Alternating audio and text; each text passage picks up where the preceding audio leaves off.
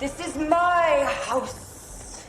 The Star Wars series The Acolyte is due to drop in June of this year, and we just got a look at a trailer of this new series helmed by Leslie Headland, who it seems is mostly famous for being Harvey Weinstein's former assistant.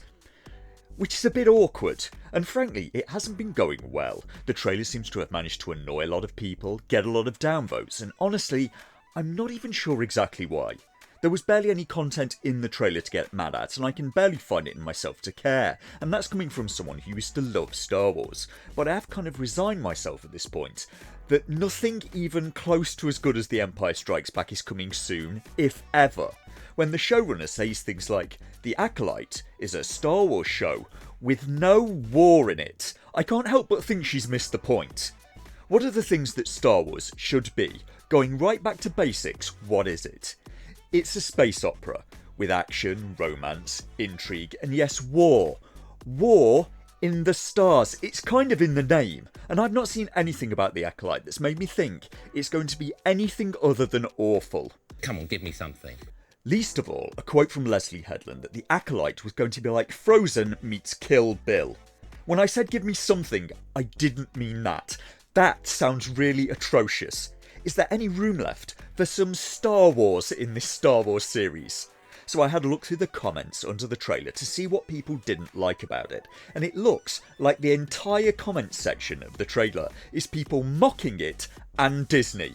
The trailer opens up with an Asian Jedi talking to an achingly diverse room full of students and saying, "Close your eyes. Tell me what comes into your mind." And people said things like, "Close your eyes. What do you see?" The cult of personality. Close your eyes. What do you see? Nothing. My eyes are closed. A lot of people also picked up on this alien from the trailer who was somehow supposed to close their eyes without having eyelids. Another one said, the part where Leslie Headland went, "It's forcing time," and then shoved a bunch of teen actresses into Harvey Weinstein's office was truly one of the Hollywood moments of our time. The comment section was full of stuff like this, and I probably enjoyed the comment section more than I will enjoy the show.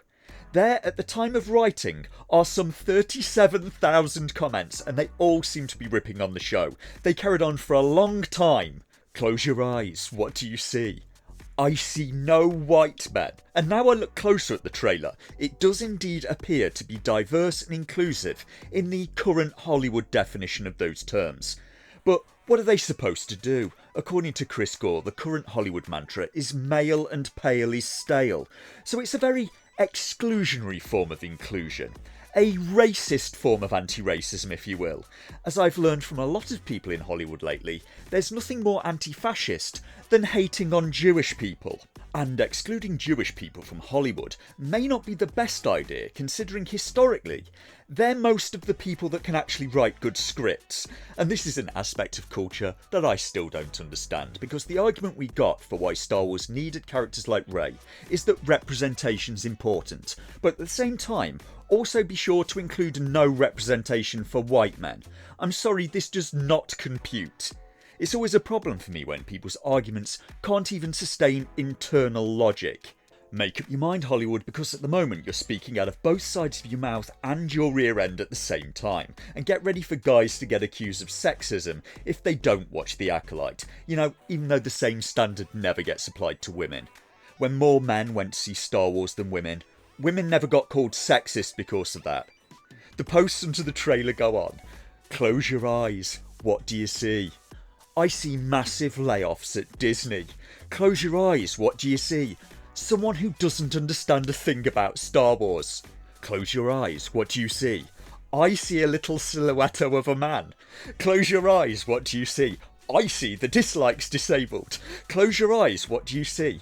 I see South Park's parody in actual form. Close your eyes. What do you see? He was in the Amazon with my mum when she was researching spiders right before she died. The strange part was when I caught a video of Asmongold trying to cover the trailer, because the only part he seemed to respond to was just a part with loads of lightsabers, saying, "Why isn't the whole thing like this? This is what we want to see." And I mean, honestly, speak for yourself. I'm struggling to think of what I do want from Star Wars at this point. I honestly think Disney may have killed it. He also said that the original Star Wars is so great in his view because, like Lord of the Rings, it's timeless and pure. No weird narratives going on. It's a very pure heroic story. And it doesn't appear we're going to get that from Leslie Headland's public quotes. She's quoted as saying, "I want to take that revisionist version of female villains that you see in a fairy tale media and tell it through that lens. When I was a young queer girl, I was just hanging out with Ursula the Sea Witch from The Little Mermaid. As a queer girl growing up, if you don't identify with the heroes and the villains show up and they're all queer coded, you're like, yes, that's me." So it sounds like Headland is taking Star Wars and making it all about her and her identity, and in a galaxy with almost endless possibilities, that's so unbelievably boring. It sounds to me like we're going to be getting a series made for Leslie Headland, and maybe nobody else. And it may not be the greatest idea to try and rehabilitate the bad guys in Star Wars. You know, the ones who were deliberately modelled on the German Nasty Party, and specifically, scenes from Star Wars were supposedly modelled after the iconography of the films of the director Leni Riefenstahl. In particular, the scenes of arrayed stormtroopers were supposed to be based on imagery from her film Triumph of the Will. So I don't really agree with Asmongold on that one. Star Wars has always had a subtext, but it frankly starts to get in the way when the subtext starts to become the text. I remember one episode of Supergirl where they had Superman just straight up drop a Hillary Clinton campaign slogan.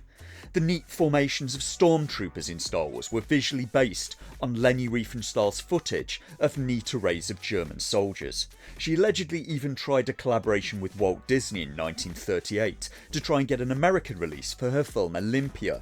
So, Disney, why are you trying to rehabilitate the bad guys who were based on the nasties? Is this some sort of directive left over from Walt Disney? Or is this show just trying to break the laws of physics? Because surely it shouldn't really be possible to both suck and blow simultaneously. Hurry, somebody call an ambulance, call 911. Don't worry, miss, we're gonna get help. Please, we need an ambulance now. A woman has been stung on the beach. What happened to her? I don't know, something about a giant jumbo jellyfish. Fuck. Jesus. Never rub another man's rhubarb.